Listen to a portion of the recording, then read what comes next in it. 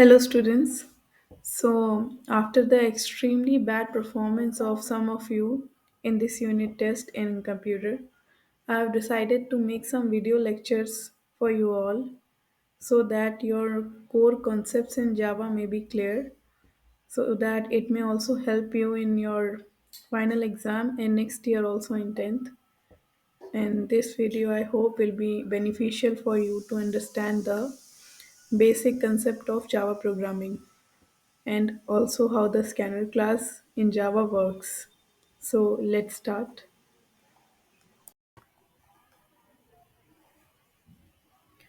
तो सबसे पहले बात कर लेते हैं यहाँ पे इस आईडीई की। ये जो सामने हमारे पास इंटरफेस खुला हुआ है, इसको आईडीई कहते हैं।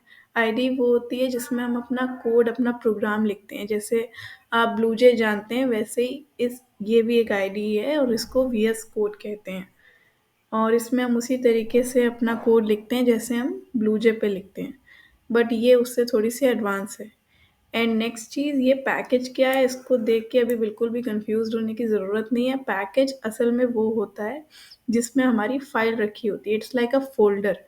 तो हमारी जैसे एक क्लास बनी हुई है फर्स्ट, तो एक्चुअल में ये फर्स्ट जो क्लास है वो एक फाइल है, एक जावा फाइल है, जो कि एक फ़ोल्डर के अंदर है। उस फ़ोल्डर का नाम है क्लास नाइन्थ। और क्लास नाइन्थ भी एक फ़ोल्डर है, वो एक दूसरे फ़ोल्डर के अंदर है। उस फ़ोल्डर का नाम है 10th प्रोग्राम्स। इसलिए यहाँ पे आ रहा है package 10th programs dot class ninth. और ये जो हमारी फाइल है वो इस क्लास नाइन्थ फ़ोल्डर के अंदर है। तो पैकेज हमारा और कुछ नहीं होता, एक फ़ोल्डर होता है और क्लास हमारी होती है एक पर्टिकुलर फाइल। ठीक है, अभी इस चीज़ को आप इग्नोर भी कर सकते हो अगर आपको समझ में नहीं आया है तो नेक्स्ट चीज़ है, मेन मेथड तो हमारा हर प्रोग्राम में होता ही है। ठीक है, सो फॉर एग्जांपल एक सिंपल सबसे बेसिक प्रोग्राम से हम स्टार्ट करते हैं। For example sum of two numbers. तो हम एक नंबर ले लेते हैं, इंटीजर ए, इसकी एक वैल्यू हमने असाइन कर दी 10। एक वेरिएबल ले लिया दूसरा इंटीजर बी, उसकी वैल्यू ले ली 20। और एक वेरिएबल और ले लिया सी। यहाँ पे कुछ नहीं किया, बस ए प्लस बी कर दिया एंड दैट्स इट। अब मैं अगर इस प्रोग्राम को रन कर दूं,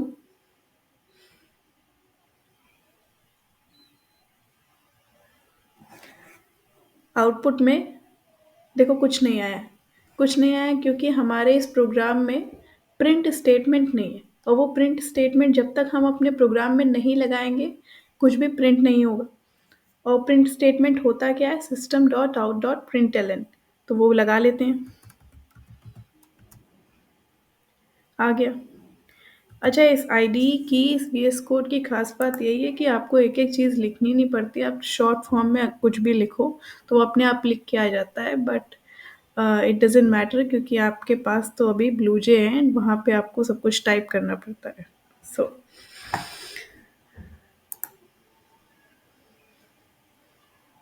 सिंपल, ए प्लस बी हो गया 10 प्लस 20 और आउटपुट आपका यहाँ सामने आ गया 30।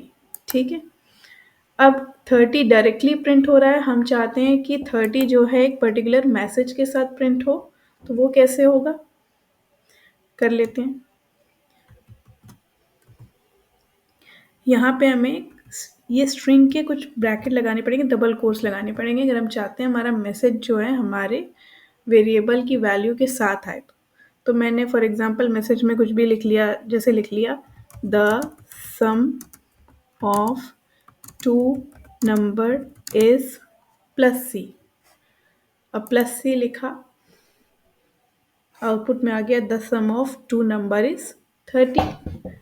ये ए की वैल्यू चेंज कर दो, तो the sum of two number is 40 आ जाएगा। आई होप कि आपको इतना क्लियर होगा। अब ऐसा नहीं है कि हमने यहाँ पे ए प्लस बी किया इसलिए हमने यहाँ पे प्लस लगाया है। प्लस हमने इसलिए लगाया है क्योंकि हम चाहते हैं कि हमारे मैसेज के साथ हमारे वेरिएबल की वैल्यू भी प्रिंट हो जाए।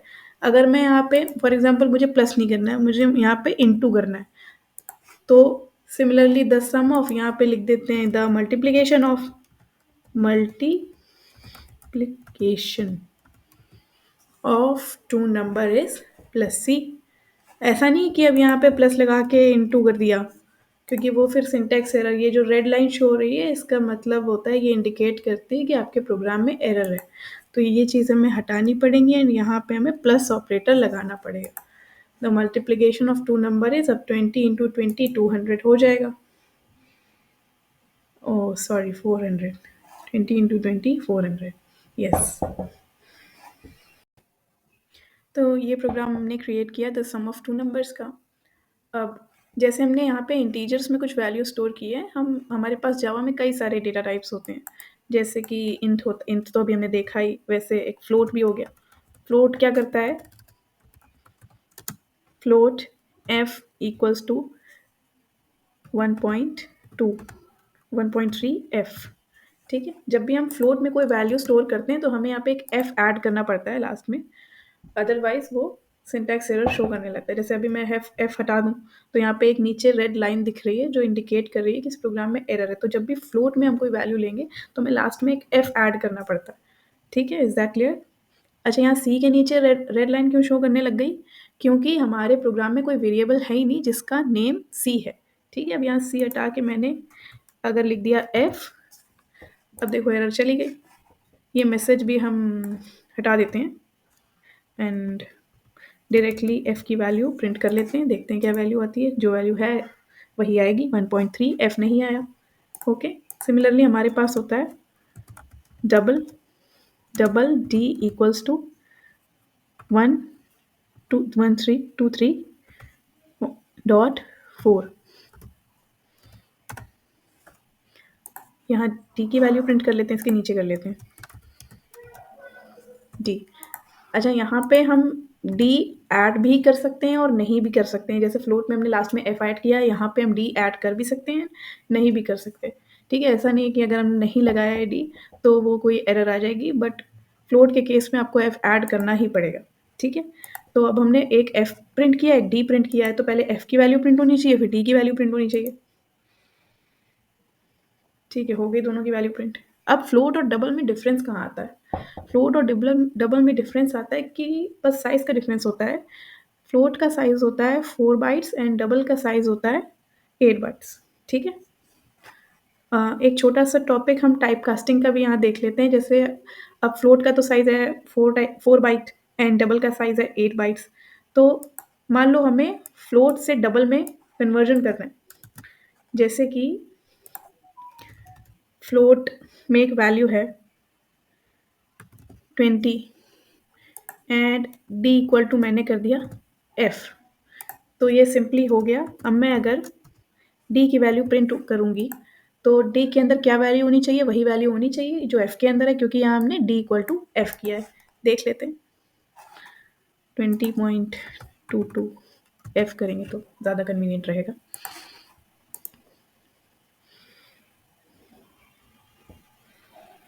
तो जैसा कि as you all can see कि हमारी जो फ्लोटिंग वैल्यू थी वो डबल में ऑटोमेटिकली टाइप कास्ट हो गई है। हमें ज़्यादा कुछ नहीं लिखना पड़ा, क्योंकि हम एक छोटे से बड़े में कन्वर्जन कर रहे थे।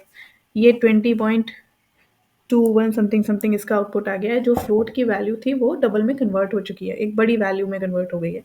ठीक है, बट अगर ये चीज़ हमें उल्टी करनी है, फॉर एग्जाम्पल एक डबल टाइप का वेरिएबल है मेरे पास, ये डबल डी ही है एंड इसके अंदर कुछ वैल्यू है, फॉर एग्जांपल 67.33 एंड एक फ्लोट है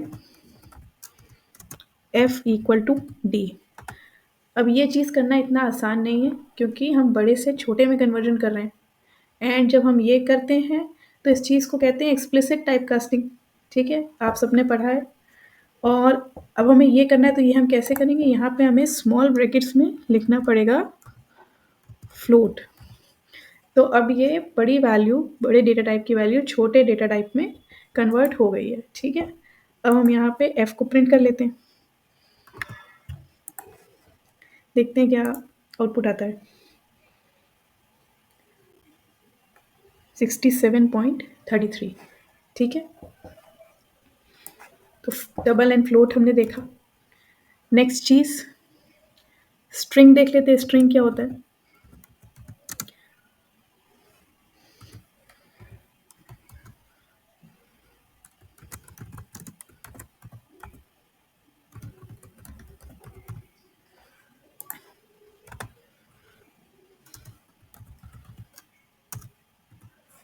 अब हम यहाँ इसको प्रिंट करेंगे तो सिंपली जावा प्रोग्रामिंग प्रिंट हो जाएगा। कैर क्या होता है, कैर देख लेते हैं।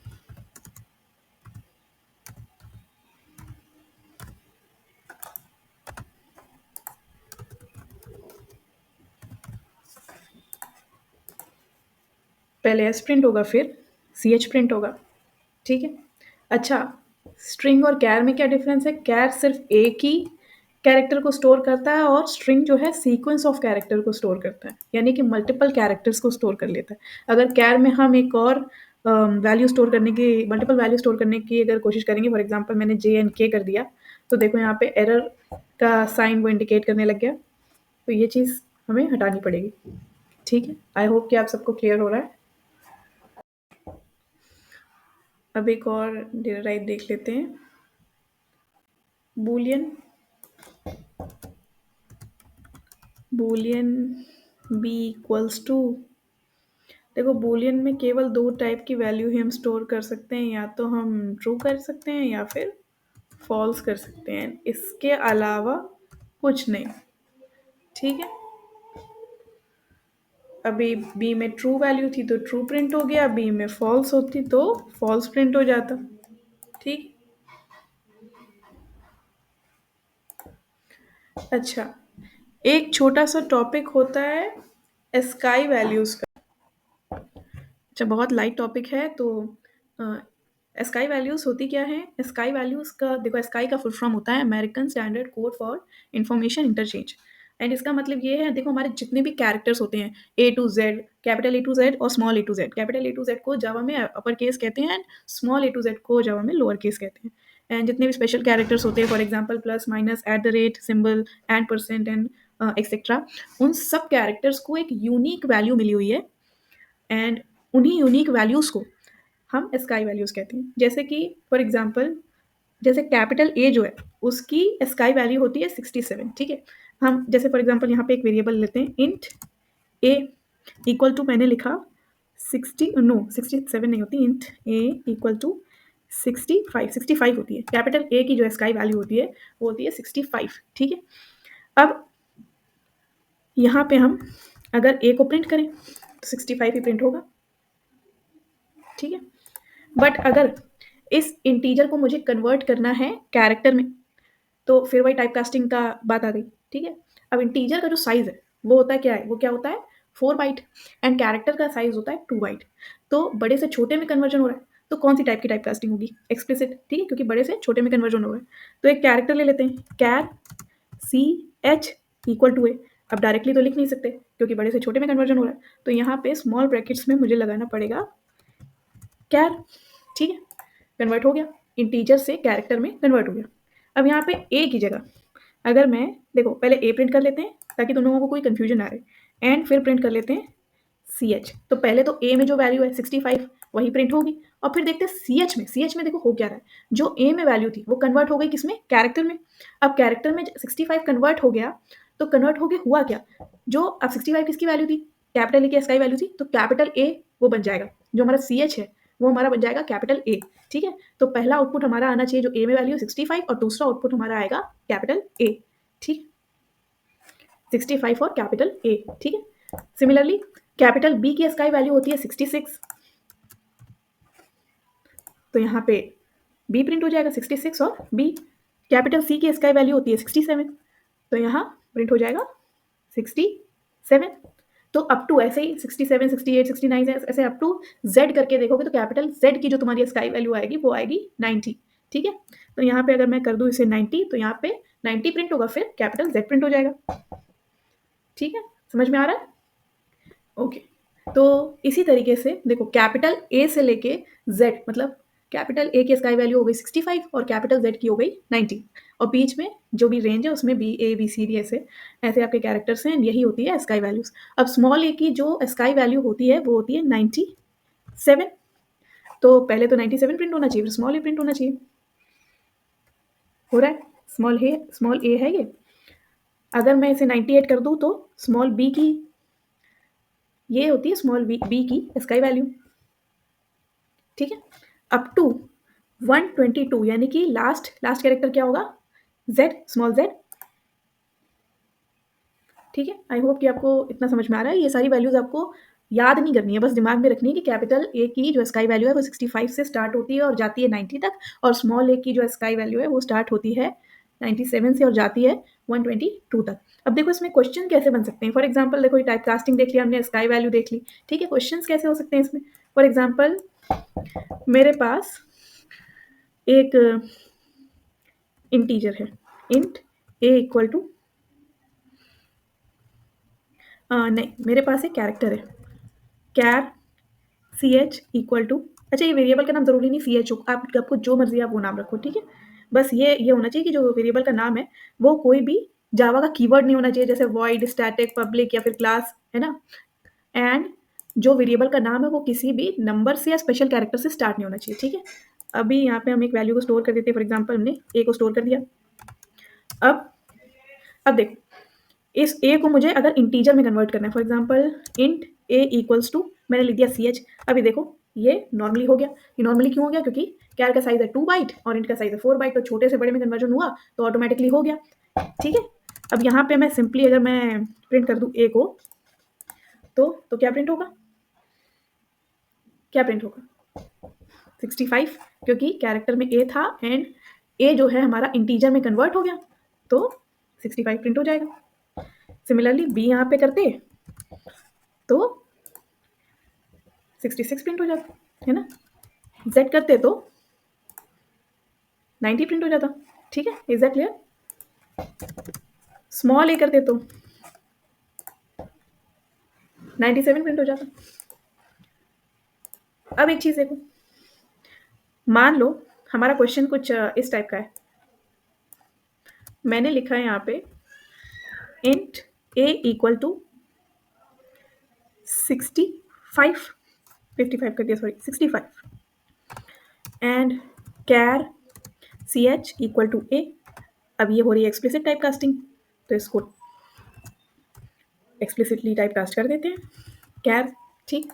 यहाँ पे हम सी एच को प्रिंट करेंगे तो ऑब्वियसली ए प्रिंट हो जाएगा।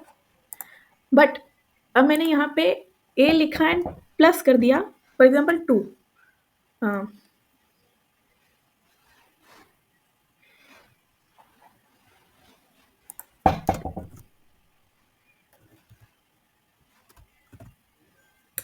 इस तरीके से। अब होगा क्या? देखो पहले ए की जो भी वैल्यू है उसमें +2 हो जाएगा, तो 65 है तो 66, 67, फिर 67 जो है वो कन्वर्ट होगा कैरेक्टर में, और यहाँ पर जो 67 की स्काई वैल्यू वाला कैरेक्टर है वो प्रिंट हो जाएगा, कैपिटल सी, ठीक। क्लियर हो रहा है? एक और हमारा टॉपिक है टर्नरी ऑपरेटर का। अच्छा, इसका क्वेश्चन जब मैंने टेस्ट में दिया था तो ऑलमोस्ट सभी ने, मतलब एक दो को छोड़ के सभी ने इसका आंसर गलत लिखा है, and I don't understand why. तो मे बी आपको टर्नरी ऑपरेटर क्या होता है वो इतने अच्छे से समझ में नहीं आया है, तो वो एक बार फिर से देख लेते हैं। जैसे कि टर्नरी ऑपरेटर वर्क कैसे करते हैं, जैसे फॉर एग्जांपल मैं दो वेरिएबल्स ले लेती हूँ, एक int A equals to 2 and int B equals to 3। एक मैंने इंट सी इक्वल्स टू लिखा यहाँ पे, तो ये टर्नरी ऑपरेटर का सिंटेक्स ऐसे ही होता है। यहाँ पे हम एक कंडीशन लिखते हैं, जैसे मैंने कंडीशन लिखी ए इज ग्रेटर देन बी, ये कंडीशन है। यहाँ पे लगाते हैं क्वेश्चन मार्क, अगर ये कंडीशन ट्रू है। देखो यहाँ पे मैंने वेरिएबल लगाया, नहीं सॉरी, यहाँ पे डेटा टाइप क्या लगा हुआ है? इंट, ठीक है। तो यहाँ पे हमें एक इंट की वैल्यू रिटर्न करवानी होगी, ठीक है। फॉर एग्जाम्पल जैसे मैंने यहाँ पे रिटर्न करवा दिया ए और कोलन बी। अब ये टर्नरी ऑपरेटर का सिंटेक्स है। यहाँ पे हम एक लिखते हैं कंडीशन, फिर क्वेश्चन मार्क, अगर ये कंडीशन ट्रू हुई तो कोलन के पहले वाला एग्जीक्यूट होता है, अदरवाइज कोलन के बाद वाला एग्जीक्यूट होता है ना। तो अगर मैं यहाँ पे सी की वैल्यू प्रिंट करूँ, तो अगर ये कंडीशन ट्रू है तो कोलन के पहले वाला एग्जीक्यूट होगा, और अदरवाइज कोलन के बाद वाला एग्जीक्यूट होगा। तो A is greater than B, ये कंडीशन क्या है? ट्रू है कि फॉल्स है? फॉल्स है, क्योंकि ए की वैल्यू 2 है एंड बी की वैल्यू 3 है ना। तो कोलन के बाद वाला एग्जीक्यूट होना चाहिए। अब बी एग्जीक्यूट हो रहा है, बी के अंदर वैल्यू क्या है? बी के अंदर वैल्यू है 3, तो सी पे क्या वैल्यू आ जाएगी? 3, तो 3 प्रिंट भी हो जाएगी, 3 प्रिंट होगी। अब जरा ए की वैल्यू को बढ़ा लेते हैं, 5 कर देते हैं। अब ये वाली कंडीशन जो है, ये वाली कंडीशन ट्रू हो जाएगी। अब ट्रू हो जाएगी तो कोलन के पहले वाला एग्जीक्यूट हो गया, बाद वाला पहले वाला। तो अब हम सी को अगर प्रिंट करेंगे तो 5 प्रिंट हो जाएगा, ठीक है। पर सी का डेटा टाइप क्या है? इंट।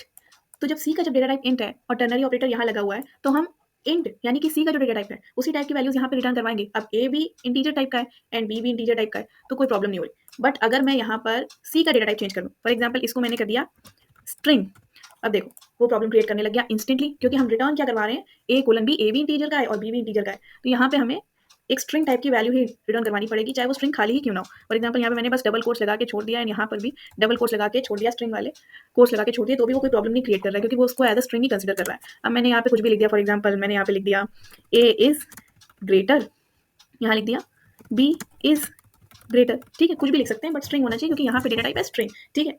अब अगर ए की वैल्यू बी की वैल्यू से ग्रेटर है और ये कंडीशन ट्रू है, तो कोलन के पहले वाला चलेगा, अदरवाइज कोलन के बाद वाला चलेगा, ठीक। तो इस केस में क्या होगा, अब ये कंडीशन ट्रू है तो सी के अंदर क्या वैल्यू स्टोर हो जाएगी, कोलन के पहले वाली। तो देख लेते हैं सी में क्या वैल्यू है, ए इज ग्रेटर, इसकी वैल्यू को कम कर देते हैं, इसको 1 कर देते हैं, तो कोलन के बाद वाला चलेगा जो कि है बी इज ग्रेटर, ठीक है। अब टर्नरी ऑपरेटर में मल्टीपल कंडीशन भी रख सकते हैं, वो कैसे होता है देखो, एक और मैंने वेरिएबल ले लिया है, सबको हटा देते हैं पहले। एक मेरे पास वेरिएबल है इंट ए, एक वेरिएबल है इंट बी, एंड एक मैंने ले लिया इंट सी।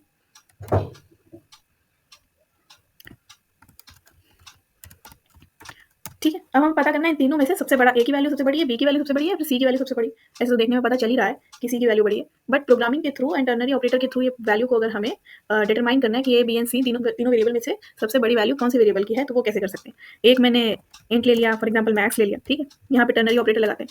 अगर ए की वैल्यू बी से बड़ी है, और अगर ए की वैल्यू सबसे बड़ी है, उसका क्या मतलब है कि ए की वैल्यू जो है बी से भी बड़ी होनी चाहिए और ए की वैल्यू सी से भी बड़ी होनी चाहिए। तो अगर ये दोनों कंडीशन ट्रू होती है तभी तो ए की वैल्यू जो है सबसे बड़ी होगी। तो A is greater than B and A is greater than C. अगर ये कंडीशन ट्रू है तो अब यहाँ पे मैक्स का जो डेटा टाइप है वो इंट है, ठीक है, यहाँ पे स्ट्रिंग कर लेते हैं। तो यहाँ पे मैंने लिख दिया ए इज ग्रेटर।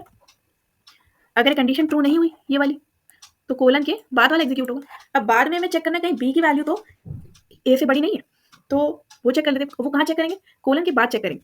तो यहाँ पे मैंने लिखा कि अगर बी की वैल्यू इज ग्रेटर देन, अगर बी की वैल्यू सबसे बड़ी कब होगी, जब बी की वैल्यू ए से भी बड़ी हो और बी की वैल्यू जो है वो सी से भी बड़ी हो। तो अगर B is greater than A and B is greater than C, तो फिर बी की वैल्यू बड़ी है। एक और मैंने टर्नरी ऑपरेटर में कंडीशन लगा दी, ठीक है, यहाँ पे दे दिया बी इज ग्रेटर। अब मान लो अगर ये वाली फॉल्स हो गई, ठीक है, ये वाली फॉल्स हो गई तो ये एग्जीक्यूट नहीं होगा एंड कोलन के बाद वाला चल जाएगा। मान लो कोलन के बाद वाली जो कंडीशन लगी है वो भी फॉल्स हो गई, तो जब ए भी बड़ा नहीं है सबसे, बी भी बड़ा नहीं है सबसे, तो ऑब्वियसली सी बड़ा होगा। तो यहाँ पे हम कोई तीसरी कंडीशन नहीं लिखेंगे, हम सीधा लिख देंगे सी इज ग्रेटर। यहाँ पे प्रिंट कर देते हैं मैक्स की वैल्यू। अब ऑब्वियसली आउटपुट में क्या आना चाहिए, सी इज ग्रेटर, दिख ही रहा है सी की वैल्यू सबसे बड़ी है, सी इज ग्रेटर आ गया। यहाँ पे 3 को 30 कर देते हैं, अब देखते हैं क्या आता है आउटपुट में। बी इज ग्रेटर, ये हुआ कैसे, पहले उसने ये वाली कंडीशन चेक की, ये वाली फॉल्स हो गई, तो कोलन के पहले वाला नहीं चला, कोलन के बाद वाला चला। कोलन के बाद वाली जो कंडीशन थी, जब उसने वो चेक की कि क्या बी की वैल्यू ए से बड़ी है, जो कि थी, क्या बी की वैल्यू सी से बड़ी है, कंडीशन ट्रू थी, तो कोलन के मतलब ये दूसरा वाला कोलन था उसके पहले वाला एग्जीक्यूट हो गया और बी इज ग्रेटर प्रिंट हो गया। मान लो सी, अब सी की वैल्यू में फिर से एक बार इंक्रीज कर देती हूँ 500 से, तो इस सिचुएशन में क्या होगा, पहली कंडीशन फॉल्स हो जाएगी, दूसरी ये वाली भी फॉल्स हो जाएगी, तो कोलन के पहले वाला नहीं चलेगा, कोलन के बाद वाला चलेगा, तो सी इज ग्रेटर प्रिंट हो जाएगा। ठीक है, अगर ए की वैल्यू मैं कर दूं 1000, तो पहली ही कंडीशन ट्रू हो जाएगी ये वाली, तो कोलन के, ये जो फर्स्ट कोलन है उसके पहले वाला एग्जीक्यूट हो जाएगा और आगे जाएगा ही नहीं, तो ए इज ग्रेटर प्रिंट हो जाएगा। ठीक है, अब एक मैं आपको सजेशन देना चाहती हूँ, सजेशन नहीं कि आपकी नीड है कि आपको प्रोग्रामिंग खुद प्रैक्टिस करनी पड़ेगी। मैं आपको each and every topic explain कर सकती हूँ, but each and every programme वो चीज़ पॉसिबल ही नहीं है। ठीक है, प्रोग्रामिंग की प्रैक्टिस आपको खुद करनी पड़ेगी, एंड आपके घर पे अगर सिस्टम है तो उसमें एटलीस्ट आपको एवरी डे 10 to 15 मिनट्स आपको जावा को देने ही हैं, क्योंकि ये subject exactly it's like a math. ठीक है, ये सब्जेक्ट मैथ्स की तरह कॉम्प्लेक्स नहीं है, बट बहुत लॉजिकल है, एंड प्रोग्राम का लॉजिक आप कभी भी याद नहीं कर सकते, वो लॉजिक बिल्डिंग आपको आनी चाहिए, और वो आएगी कैसे, प्रैक्टिस से। तो दुनिया का कोई भी टीचर आपको नहीं पढ़ा सकता until and unless you practice by yourself. ठीक है, मैं आपकी सिर्फ डाउट्स क्लियर कर सकती हूँ, बाकी प्रैक्टिस कर करके अपने आप को शार्प आपको खुद ही करना होगा। और एक बार अगर आपको लॉजिक बनाना आ गया, आपने बस प्रैक्टिस कर ली regularly each and every day, अगर आपने सिर्फ 15 मिनट्स भी दे दिए, तो इस सब्जेक्ट से ज़्यादा आसान आपके लिए और कोई सब्जेक्ट हो ही नहीं सकता, क्योंकि इसमें आपको कुछ लर्न नहीं करना, कुछ याद नहीं रखना। ठीक है, एंड अब बात कर लेते हैं उस क्वेश्चन की जो यूनिट टेस्ट में बेसिकली सारे स्टूडेंट ने, एक आदि छोड़ के बाकी सबने उसका आंसर गलत लिखा है। तो क्वेश्चन था ये टर्नरी ऑपरेटर का। अब क्वेश्चन क्या है, एक इंटीजर है नंबर जिसकी वैल्यू है 6, अगर 6 को 2 से डिवाइड करने पर उसका रिमाइंडर, ये मॉड्यूलस आपको क्वेश्चन नहीं देता, कई लोग इसका आंसर 3 भी लिख रहे हैं। अब 2 डिवाइड बाय 6, तो रिमाइंडर क्या आएगा, 2 3 जा 6, तो 3 क्वेश्चन आ गया, रिमाइंडर क्या आएगा, रिमाइंडर तो 0 आएगा ना। तो ये चीज़ जो है वो क्या होगी, वो क्या रिटर्न करेगी, नंबर को जब हमने 2 से डिवाइड किया तो उसका रिमाइंडर क्या आएगा, रिमाइंडर तो 0 आएगा ना, तो 0 इक्वल टू 0, तो कोलन के पहले वाला चलना चाहिए, कोलन के बाद वाला चलना चाहिए, कोलन के पहले वाला चलना चाहिए, तो आपका आउटपुट क्या आएगा? बैलेंस्ड, यानी इवन आ जाएगा। और फाइनल आउटपुट सिर्फ बैलेंस नहीं होगा, फाइनल आउटपुट होगा आपका system dot out dot println, यहाँ पे मैसेज के साथ प्लस रिजल्ट करके लिखा है, ठीक है। तो द नंबर इज बैलेंस्ड आएगा। ये वाला कोड हम कॉपी कर लेते हैं, वहाँ पेस्ट कर लेते हैं।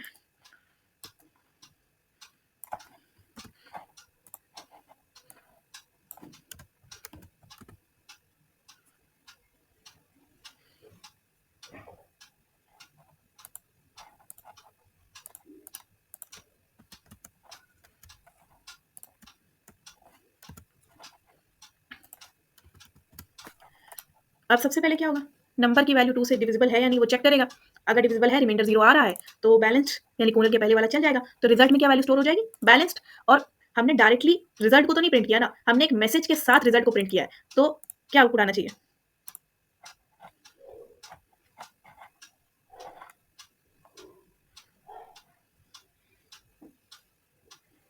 द नंबर इज बैलेंस्ड, ठीक है। ये क्यों आया? क्योंकि हमने एक मैसेज के साथ उसे प्रिंट किया था। डायरेक्टली रिजल्ट को प्रिंट करते तो बैलेंस्ड आता,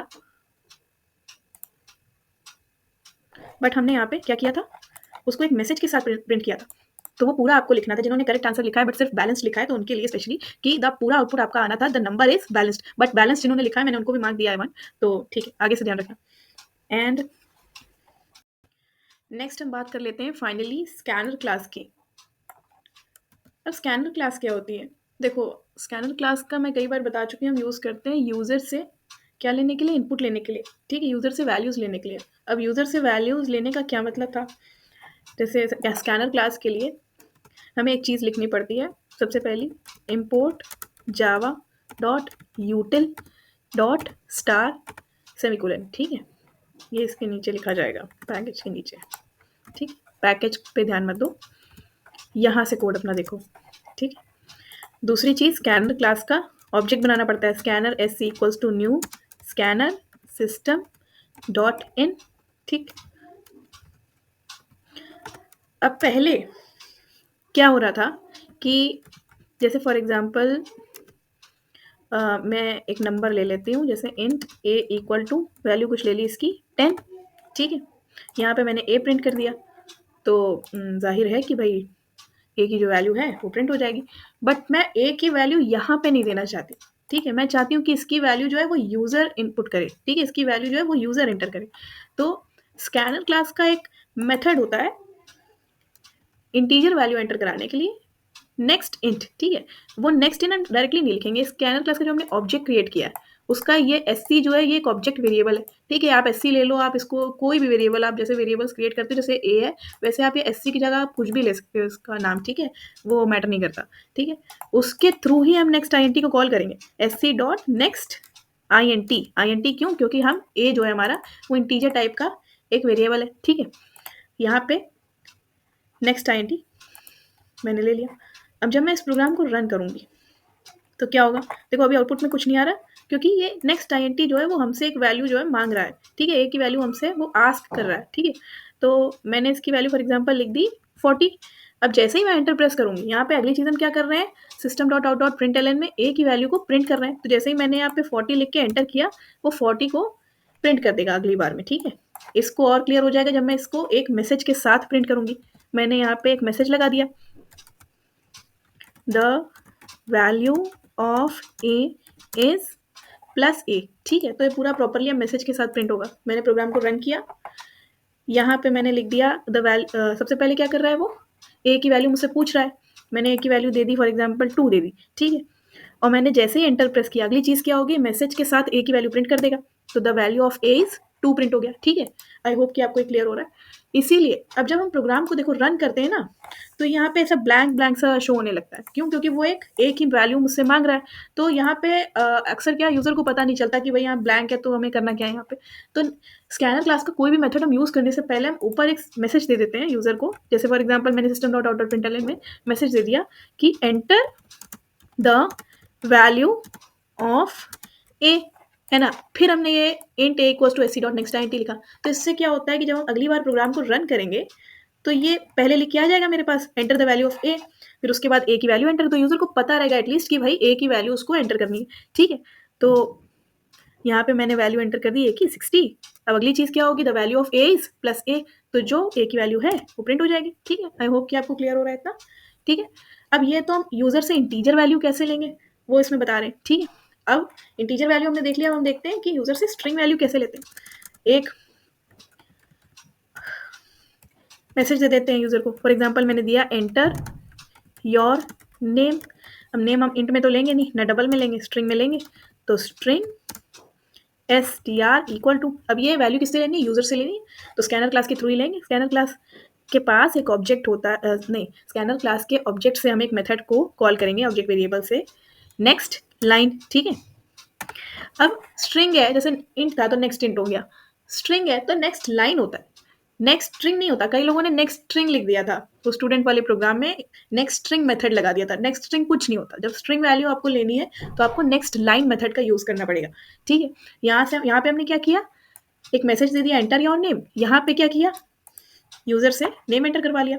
ठीक है, इस प्रोग्राम को रन करते हैं। एंटर योर नेम, मैंने अपना नेम एंटर कर दिया, फॉर एग्जांपल आराधना, एंटर किया, कुछ नहीं हुआ क्योंकि नीचे हमने कुछ कराया ही नहीं था, नीचे हमने इसकी str कुछ प्रिंट नहीं किया था। ठीक, अगर हम चाहते हैं कि हमारी वो वैल्यू प्रिंट हो तो हम सिंपली लिखेंगे योर, एक मैसेज दे देते हैं नेम इज, ये मैसेज कुछ भी हो सकता है, जो आपका मन करे आप लिख सकते हैं, बस थोड़ा लॉजिकल कुछ सेंस हो उस चीज़ का, वही लिखना। ठीक है, एंड वेरिएबल कौन सा था, str। ठीक है, तो अब जब हम प्रोग्राम को रन करेंगे, पहले पूछेगा एंटर योर नेम, मैंने डाला आराधना एंड एंटर प्रेस किया। अगली चीज़ क्या होगी, योर नेम इज, फिर str में जो वैल्यू है वो प्रिंट हो जाएगी। ठीक है, क्लियर। अब ये तो हो गया स्ट्रिंग वैल्यू कैसे लेते हैं। अब यूज़र से सिमिलरली ऐसे ही आपके पास कई और भी सारे मेथड्स होते हैं। एंटर योर नेम, अगर फॉर एग्जांपल परसेंटेज है, अब परसेंटेज जो है वो तो स्ट्रिंग में नहीं होगी, वो डबल में होगी या फ्लोट में होगी। हम डबल ले लेते हैं क्योंकि डबल ही हम मोस्ट कॉमनली यूज़ करते हैं। ठीक है, अब नेक्स्ट देखो यहाँ पे एरर देने लग गया क्योंकि ये जो है ये यूज़र से सिर्फ स्ट्रिंग वैल्यू लेता है। ठीक है, तो हम ये पूरा चेंज कर लेते हैं डबल। अब परसेंटेज एंटर करानी है, वेरिएबल भी ऐसा लेते हैं जो कुछ सेंस बनाए। ठीक है, variable percentage PERC equals to SC dot, अब डबल में वैल्यू लेनी है तो नेक्स्ट डबल। ठीक है, नेक्स्ट डबल एंड यहाँ पे योर नेम इज, यहाँ पे लिख देते हैं परसेंटेज है, यहाँ पे इसको कॉपी करके यहाँ कर दिया, इसको paste. Your percentage is plus variable का नाम, वेरिएबल का नाम क्या है, PERC। अच्छा, कैपिटल एंड स्मॉल लेटर का बहुत ध्यान रखना, जो वेरिएबल यहाँ पे डिक्लेयर किया एग्जैक्टली वही यहाँ पे यूज़ करोगे। ठीक है, अगर यहाँ पे स्मॉल PERC और यहाँ पे मैंने इसका P भी कैपिटल कर दिया तो जावा केस सेंसिटिव लैंग्वेज होती है, वो इसको एंड इसको डिफरेंट कंसिडर करेगी। तो यहाँ पे देखो एरर दिखाने लग गया कि PERC को तो मैं नहीं जानता। ठीक है, ये आपने कभी डिक्लेयर ही नहीं किया, तो उस चीज़ का लोअर एंड अपर केस का बहुत स्ट्रिक्टली आपको ध्यान रखना पड़ेगा। ठीक है, परसेंटेज एंटर कर देते हैं 2.44, तो योर परसेंटेज इज 2.44। इतनी ही आएगी कंप्यूटर के एग्जाम में अगर प्रोग्रामिंग की प्रैक्टिस नहीं की आप लोगों ने तो। नेक्स्ट डबल ले लिया, सिमिलरली डबल हमारे पास, अगर ये परसेंटेज फ्लोट होता तो यहाँ पे मेथड हो जाता नेक्स्ट फ्लोट। ठीक है, बाकी कोड सेम ही रहता। ठीक है, अगर मुझे यूज़र से देखो इंट हो गया, स्ट्रिंग हो गया, डबल हो गया, फ्लोट हो गया, कोई बूलियन वैल्यू एंटर करानी है, एंटर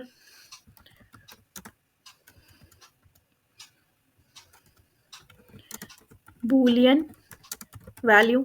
ठीक है, यहाँ पे दिया, अब बूलियन है तो बूलियन डेटा टाइप लेंगे, Boolean B equals to SC dot next Boolean.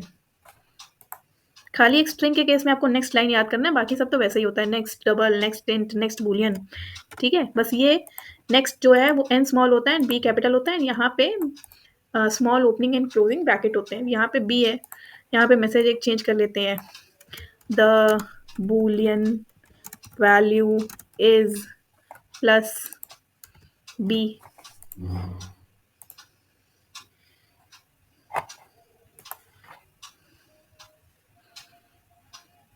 अब बूलियन वैल्यू है तो या तो इसकी वैल्यू ट्रू होगी या फॉल्स होगी। ठीक है, यहाँ पे मैंने फॉर एग्जांपल जब मैंने यहाँ पे लिखा true the Boolean value is true, false type करती है तो फॉल्स आ जाता, ठीक है।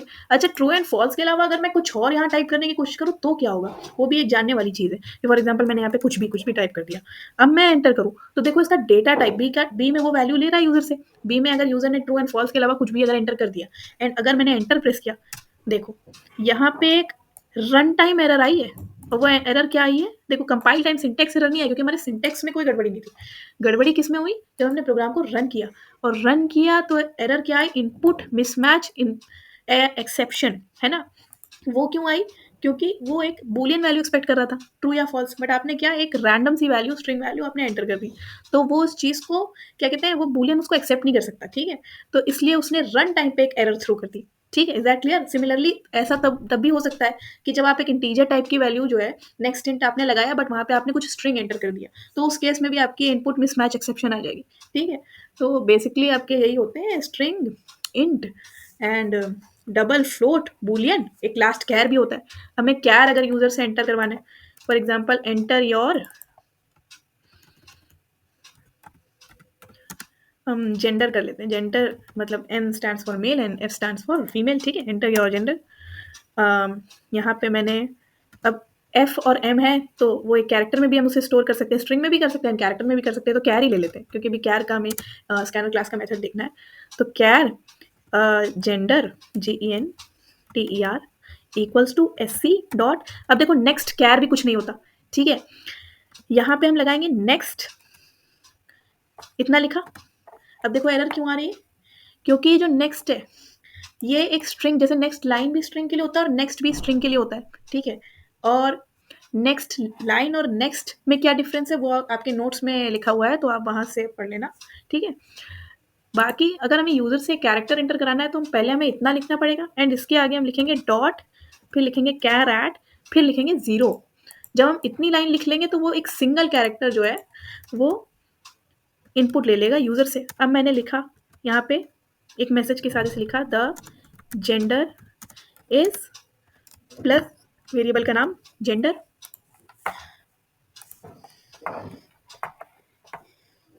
अब मैंने यहाँ पे लिखा फॉर एग्जांपल, यहाँ पे एंटर योर जेंडर है तो मैंने यहाँ पे डाल दिया एफ, तो योर जेंडर इज एफ आ गया, ठीक है। क्लियर हो रहा है।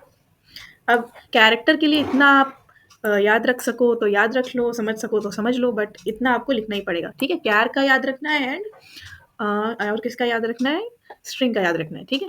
बाकी सब तो वैसे ही होते हैं, जो डेटा टाइप है, जैसे डबल है तो नेक्स्ट डबल, नेक्स्ट फ्लोट, ठीक है। अब एक प्रोग्राम था, एक प्रोग्रामिंग का एग्जांपल मैं आपको करके दिखा देती हूँ एंड बाकी के दोनों प्रोग्राम जो है वो आपने खुद करने हैं, ठीक है। मैं अभी आपको जो यूनिट टेस्ट में मैंने प्रोग्राम दिया था, programme number 4,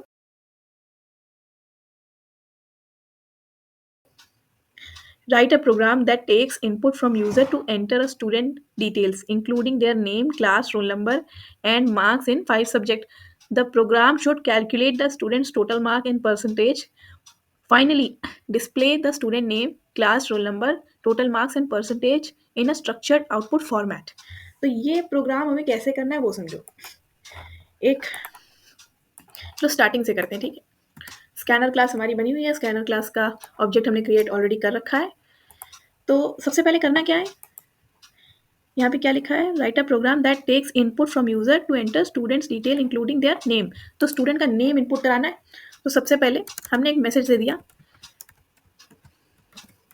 enter student name, ये मैसेज दे दिया।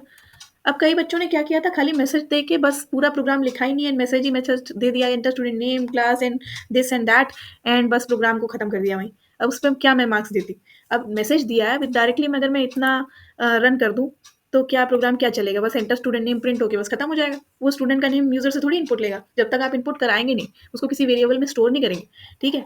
तो वेरिएबल में स्टोर करना है, नेम जो है हम किस में लेंगे, स्ट्रिंग में लेंगे ऑब्वियसली।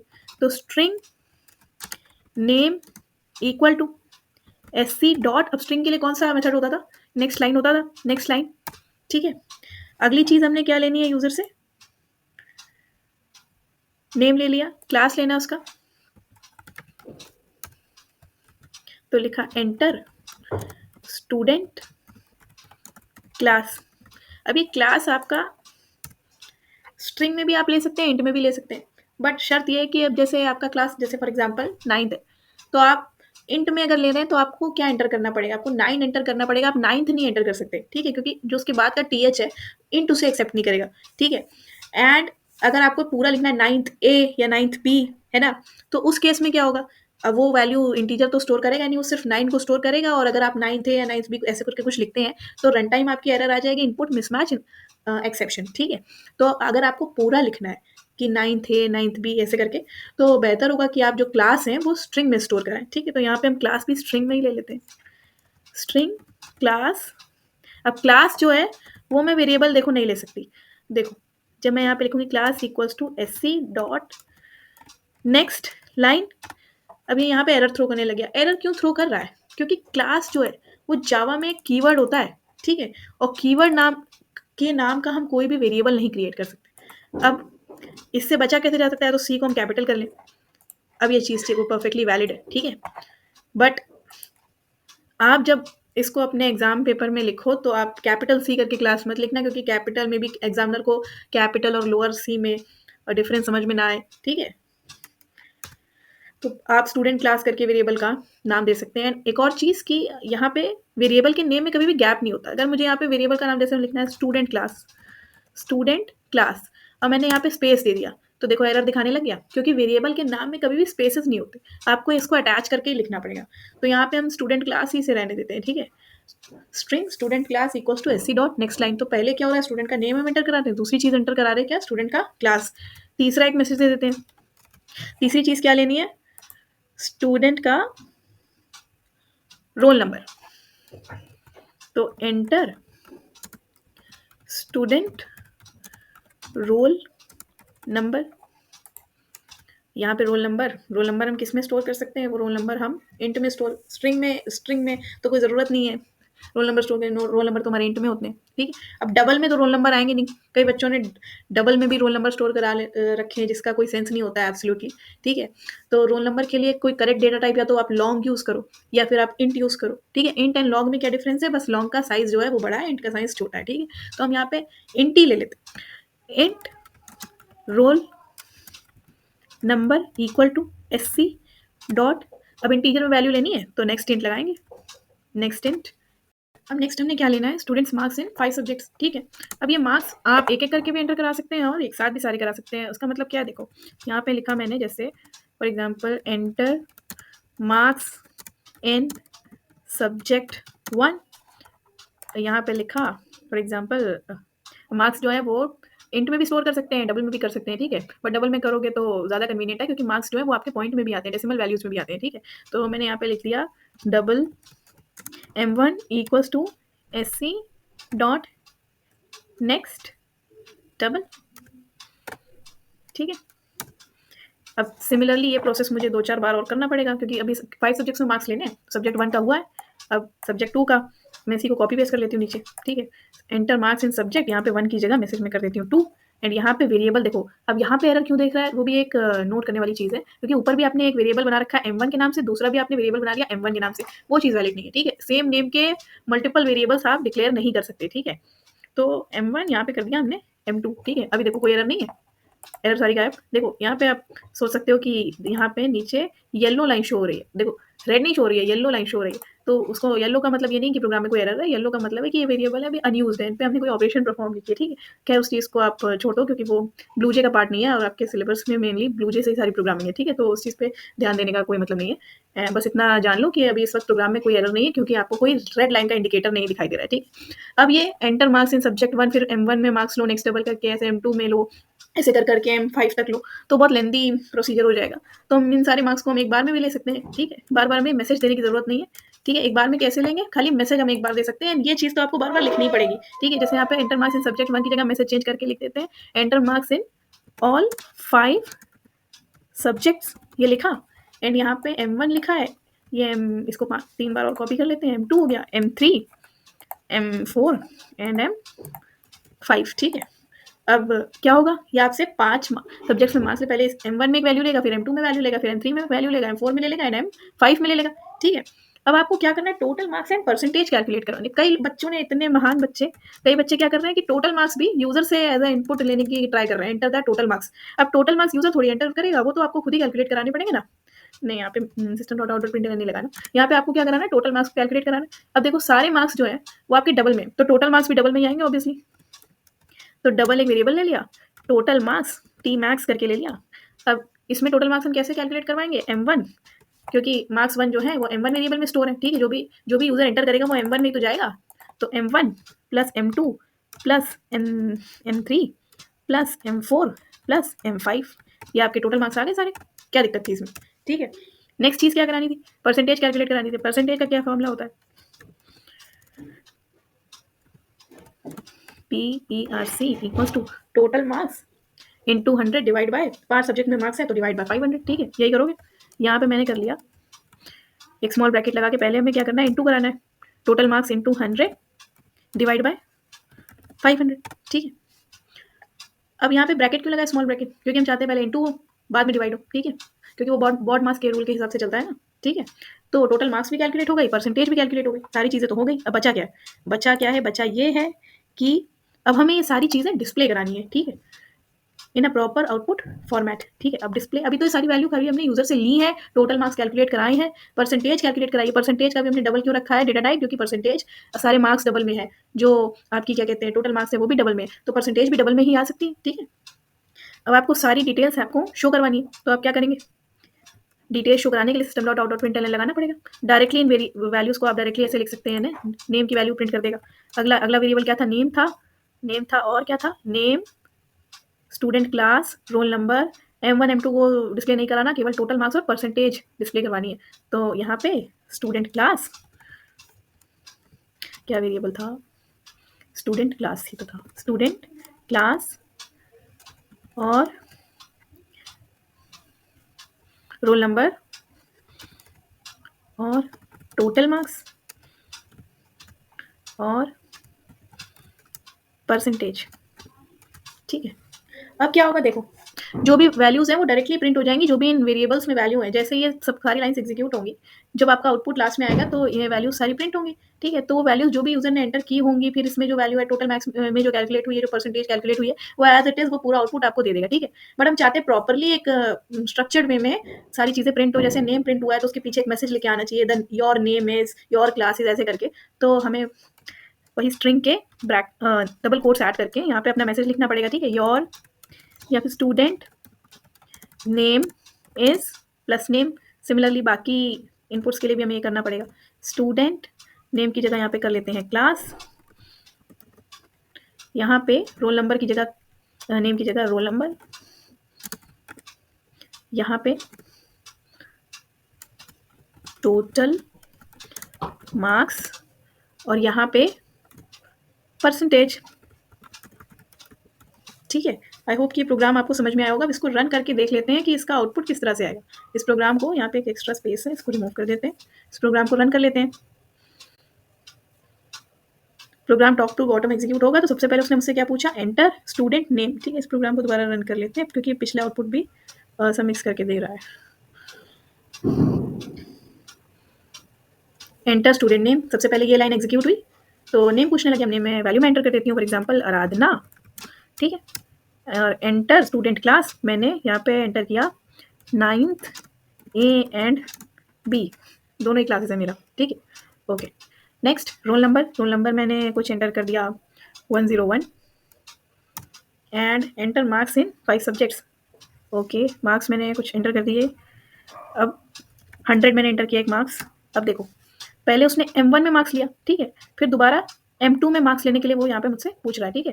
अब 100 मार्क्स एंटर किए, 98, ठीक है, 90, कुछ भी मार्क्स एंटर कर सकते हैं, 20, 0, ठीक है, 0 नहीं करते, 50, ठीक है, ओके। तो 5 मार्क्स हो गए टोटल, 1 2 3 4 5। जैसे ही मैंने, अब मैं 5 वेरिएबल थे, 5 बार हमने वैल्यूज लिए तो उसने 5 बार वैल्यूज को एक्सेप्ट कर लिया, ठीक है। अब जैसे ही मैं एंटर करूंगी वो टोटल मार्क्स कैलकुलेट कर देगा, परसेंटेज कैलकुलेट कर देगा। अब मुझसे कोई इनपुट नहीं पूछेगा क्योंकि मुझसे इनपुट पूछने तक का काम उसका केवल यही लाइन नंबर 20 तक था।